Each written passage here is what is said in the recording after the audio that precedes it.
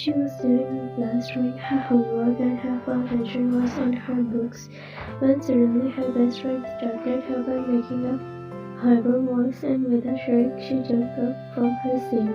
Seeing her best friend laughing uncontrollable in front of her, she placed her hand on her heart. Due to fear, her heartbeat accelerated and she felt anger at him because he always did this and never missed an opportunity to scare her, and she was tired of his pranks. You will never change. You are made it on your mission to bother me 24/7. One day your antics will have me a heart attack. Saying this in anger, she picked up her books and threw it at Kook, who dodged it just in time and barely managed to suppress his laughter.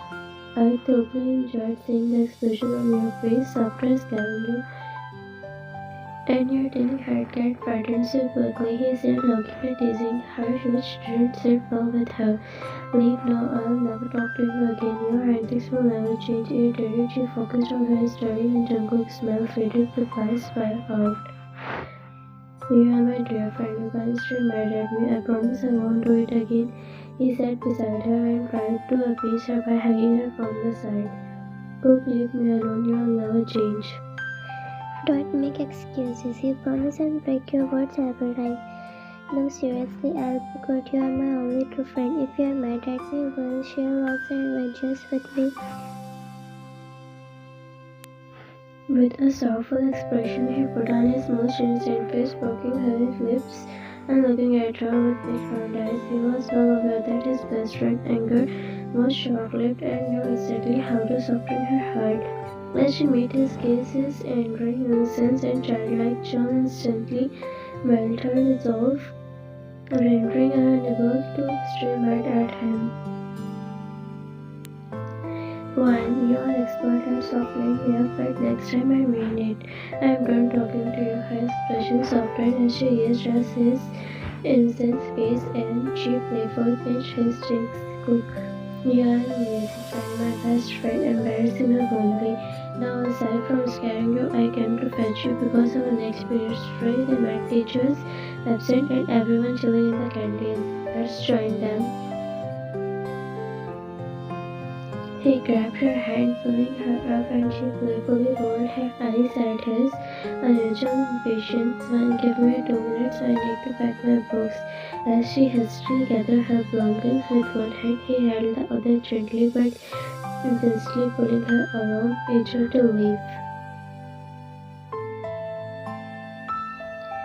They both entered the canteen and sat at their desired table, where their remaining friends were also busy in happy conversation and possibly playing some games. Kara, you both arrived and we were waiting for you both. We thought you have been sitting in a classroom, studying again and would refuse to come. You sent that disaster to fetch me, thinking he'd let me sit peacefully anywhere. If he had this way, he'd drag me out of well, she said with a hint of annoyance, and everyone burst out laughing. Lara, we were playing a very interesting game and wanted you to join. What game were you playing? She asked curiously. Lara, we were playing Truth or Dare, she replied. While Wine's mood suddenly turned through, I'm not playing this game with you guys. You'll give me some useless trail like last time, and I barely escaped trouble with the professor. If they found out I have had been suspended from university.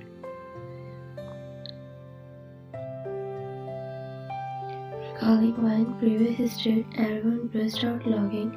Last time she had to steal someone's assignment, write her name on it, and submit it. And she was so nervous that she tumbled just looking at the professor. Jack, but the professor didn't find out and promised we won't give you a drill like that this time. Kook, please, Wine, it's not so much fun playing Truth or Dare with you. Don't refuse. He grabbed Wine's hand, bleeding, but she shook her head.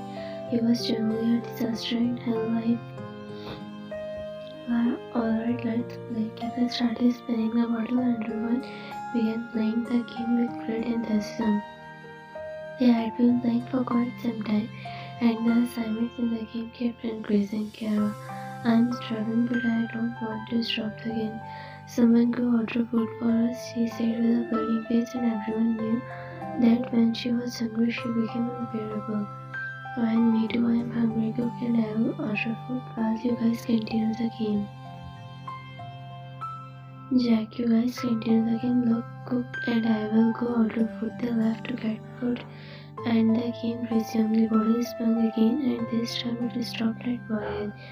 Ryan took a deep breath. It was the third time the bottle had stopped on her, and everyone burst out laughing. Kara, you have chosen truth twice. Now you have to choose truth, and you don't have an option. Fine. But if you give me another impossible draw, I'm not doing it. Either way, fine according to our game rules. She spoke not gently, and Ryan's breath caused.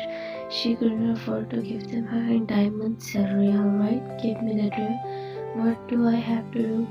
Kara, nothing but just Cook. Ryan breath hitched at the draw, and Ryan's eyes wandered in shock. She glared at them, doubting as if they lost their mind. Are you both crazy? What are you saying? Or did I hear wrong? Lara, you hear that right? You need to seduce Cook. If you succeed, you'll complete the trip. Besides, it's not wrong or difficult. Man, there is a lot wrong with this. You know he is innocent and it's difficult for me. He is just a good friend for me. She spoke with concern, bewildered by their reasoning. Kiara, there is nothing wrong. He is a bit straightforward and innocent, but he is perfect, handsome, rich, and attached to you. This way you will figure out his feeling and you will get a boyfriend. Ryan took a deep breath and looked at them with hopeful eyes, wishing they show some mercy. When, if I try but still fail, I'll pay the penalty. Ryan sighed deeply and gazed at them, pleading, seeking a hint of compassion. Kiara, no, if you try and fail, you'll make another attempt. If you still fail, we'll figure you. Then you won't have to pay the penalty. Ryan let out a sign of relief, grateful that she had an option. Cook, what happened, Ryan? Eat, why are you staring at me? Cook said while eating his noodle, and Ryan felt embarrassed knowing her had to eat. Meanwhile, Clara and Lara stifled giggles.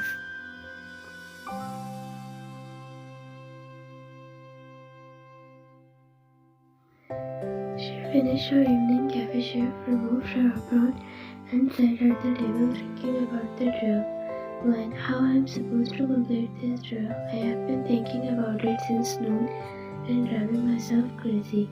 These people have messed with my mind. Who gives such an absurd choice anyway? Firstly, he is clueless about all this. If I make an attempt, he will just be confused. If you understand, he might misunderstood me. Why am I overthinking? I'll just make a little effort. He won't understand anyway. If they ask him something, he won't get it. I'll just lie about the rest, and my dear will be done. She picked her up back with a smile and happily rushed out of the cafe. Her face now headed towards Cook House.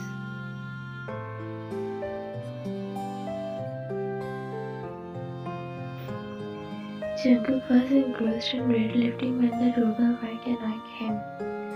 Jungkook, whose hell is bothering me at this hour? He wiped the sweat with a towel, put on his shirt, and opened the door. Ryan, as usual, immediately wrapped her arms around his neck, and he was taken aback by her sudden enthusiasm, and she hugged him tightly. Jungkook's eyes widened in surprise. He swiftly wrapped his arms around her waist to prevent them from falling. One impulsive move caused Jungkook off guard, but he quickly regained his composure, triggered by her sudden display of affection. Why didn't you open the door? I've been ringing the bell for so long. What were you doing? She looked at him, noticing his different haircut, facial expression, and more toned body. Jungkook, I was walking out, he replied in a cold tone, gazing deeply into her eyes as she stood by the door, smiling with her arms still popped around his neck, asking with concern, really, when did you start working out? I've been thinking about his tone today, she said, poking his chest with her finger. And Cook, when did you get this new haircut? It suits you perfectly. You look hot with this haircut. She ran her hand through Jungkook's hair, While a faint smile appeared on his lips, he had already understood what Wine was thinking, but Wine couldn't grasp who he truly was. Why are not you saying anything? Why are you so quiet and serious? She asked, pouting. Jungkook glanced away, his eyes momentarily locked into her lips. Jungkook, are you going to ask all the questions standing at the door? You're coming already, he said coldly, startling Wine with his tone. Jungkook glanced at the heavy book bag on her shoulder, then back at her innocent face. He felt an urge to rebel that he was not who she thought he was, that Kook was not home, but his heart rebelled against ending their movements together so soon. After finally getting this chance just a little longer, he thumbed and remained silent. He removed his hand from Wine waist and grabbed her bag from her shoulder. Wine, oh, impressive, and did you start behaving like a gentleman? Wine teased, smiled. Come on, close the door and come in. I'm excluded today. She headed inside and he followed, closing the door behind her. I want to take a shower first. Wine freed her hair from its clip and tossed her jacket onto the couch. Jungkook, don't shower at night, you will catch a cold, he said in a cold, deep voice. Wine turned to face him, raising an eyebrow. Words got into your voice and tone. Why are you so different today? Nothing, I am saying. Why? Nothing will happen. I'm used to showering at night. I'll shower in your room. Make some coffee for me while I take a shower, then we can do our homework. I didn't bring extra clothes. I'll wear some of yours if you don't mind, Jungkook. No, I don't mind. You can wear mine, he replied as she headed towards Kook's room. He instinctively pointed towards his own room. My room is this way, not that one. I looked at him with surprise, realizing his mistake. Jungkook took a deep breath, preparing himself for her question. One. But your room was on the other side just last week, and you said it was your brother's room. Did you change your room so quickly, Jungkook? Same house, freshen up in any room you want. I'll make for coffee, he replied without wondering. Why, no, I want to freshen up in your room. Saying this, nonchalantly, Wine headed towards Jungkook's room. Jungkook lips curved into a smile as he watched her. She entered his room, which was entirely designed in a black theme, unlike Jungkook's room, which was in a light theme. She was a bit surprised, but she thought, why would he lie about this, and ignored it, heading towards the wardrobe. The wardrobe was filled with various clothes, none of which she had ever seen Jungkook's wear. Why has he changed everything, including his room, clothes, and personality? If he has really changed, that's great, and I won't have any trouble to complete my day. But if this is all just a rare gone too far, and we are alone in the house, her body shivered at the thought. Why, no, I won't let things go any further. I'll tell him it was just a dare, and he'll understand. He's a good person. She picked up out a long-sleeved black shirt from the wardrobe and headed to shower. A while later, he entered his room holding 2 coffee mugs, the first-time experience of making coffee for a girl and having a girl in his room. He glanced around the room, but she was nowhere to be seen. The sound of the shower filled the air, and he took a deep breath. A girl was showering in his room, and they were alone. This thought made him feel somewhat strange. He set the coffee mug on the table and unbuttoned the top button of shirt. Jungkook, who had told her that he had a brother, but not that he had a twin brother. He was also supposed to meet mom died today. Plus, this girl was so carefree that she didn't even notice the changed thing. Just 1 cup of coffee with her, and then I'll tell her that I'm not who she thinks I am. He took a deep breath and sat down on the couch, holding the coffee mug in his hand. Just then, the sound of bathroom door opening made him look up, and suddenly breathing in the hot atmosphere became difficult for him. She emerged from the bathroom, rubbing her wet hair with a towel, waving Jungkook's large slipper on her small pink feet and Jungkook's favorite black shirt, which was slipping off one shoulder. Her carefree walk stirred his emotion. She stopped in front of the mirror, examining herself. Perfect was the word that came to her mind as she looked at herself. But the person sitting behind her had many words to describe her as he gazed at her. She tossed the towel aside, flipping her hair over one shoulder with a flourish, and turned to face Jungkook, who was still staring at her. As she drew closer, Jungkook let out a cold sigh and looked away, taking a sip of his coffee, but he couldn't swallow it. With restraint, he closed his eyes and she sat down on his lap and took a sip of her coffee. Cook, I didn't know you would make such a good coffee, and how did you know I like order coffee? I didn't think. She happily continued sipping her coffee. The first time someone had made it perfectly for her, and Jungkook's lips curved into a smile. Now, how would he tell her that there was nothing about her that he didn't know? But one thing bothered him intensely at that moment. She was sitting on his lap thinking he was Cook, and he knew that she and Cook were never that close, and Cook was just a friend to her, nothing more.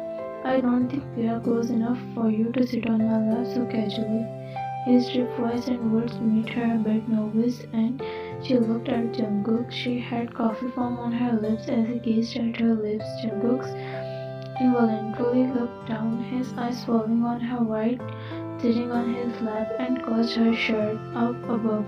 She was a girl who was blistringly beautiful from every angle, truly testing his patience.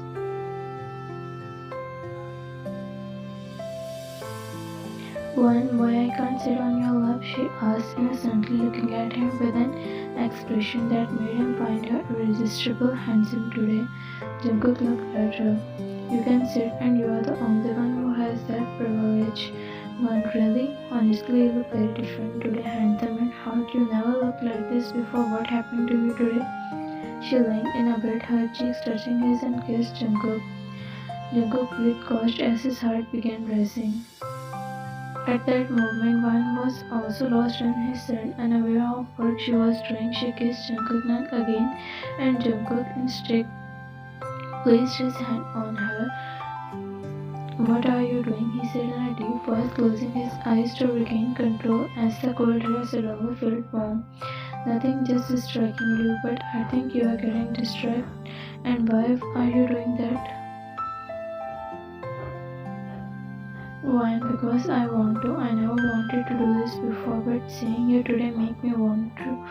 She spoke involuntarily, and he slowly caressed her. Jungkook, and you won't regret any of this in the morning, even if you find out the truth. He adjusted her, and his warm touch melted her further into his arm, and one of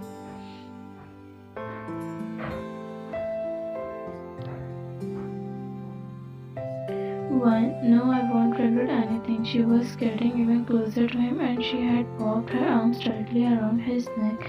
Her cold body found his warmth extremely soothing at that moment. Jungkook, if I told you the same thing while looking into your eyes, he spoke in a husky tone, turning Vian's face towards him, and Vian slowly opened her eyes to look into his, where she was multiple for emotion and tenderness for her. Why, I will still say the same thing, Jungkook. And don't you think this is rushing things? And no, not at all. She drew closer to him again, and he knew that she was only speaking under the influence of the vulnerable movement they were sharing. And when she found out the truth, she would avoid him looking at him again. But he didn't want to reject her and upset her now, and neither could he ignore her. As he gazed into her dazed eyes, he was still from looking at her face. And when one leaned in and pressed her lips to his, he was Jungkook patiently finally ran out.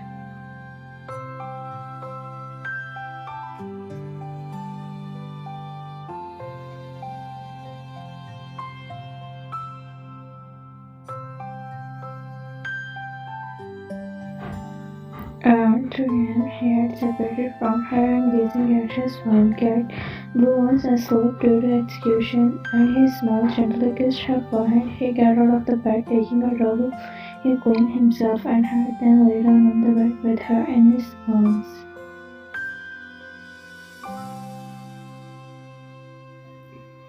Jungkook, my wildcat, I hope that in the morning you will understand and accept me calmly rather than being angry or regretful. He thought, I know I will rush things, but you didn't leave me any choice. I thought you were an innocent girl, but I realized you could be so wild. The memory of the movement from a little while ago made him smile. I love you so much, and I have for a long time, not just from now, but from long ago. I hope you won't understand me. At 10 a.m., she began to wake up from her sleep, feeling herself trapped in someone else's and sensing the movement of someone's hands on her waist. She slowly opened her eyes to look at the person who was gently caressing her waist and wearing while holding her close to his chest. Although he looked like Kook, he was still a stranger to her, and she was lying against his chest. What had happened the night before, one thing, but for now she felt embarrassed, biting her lip. She wanted to move away from him, but a combination of her body aging and grip didn't let her pleasure